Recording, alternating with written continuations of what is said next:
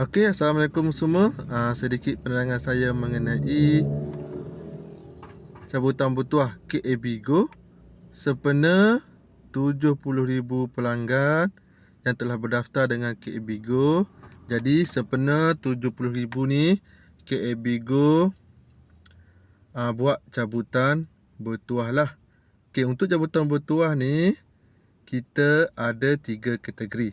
Okey, kategori yang pertama, okey, pemenang akan dapat satu iPhone E17 untuk pelanggan baru dan juga untuk introducer iaitu iPad. Macam mana nak jadi pemenang cabutan bertuah?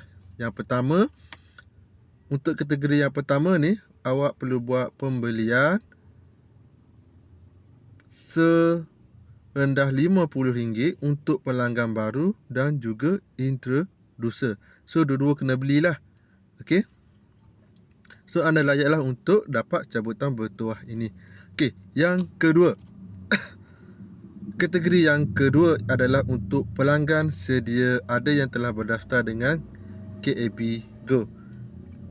Iaitu setiap pembelian RM50 ke atas anda layak untuk dapat iPhone E17 untuk satu orang dan juga duit RM777 untuk 7 orang.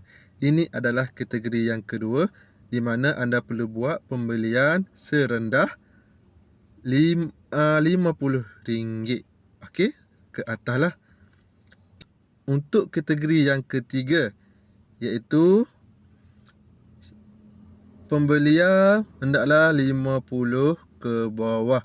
So siapa buat pembelian RM50 ke bawah, anda layak untuk dapat cabutan bertuah iaitu duit RM77 untuk 7 orang. Okey, boleh?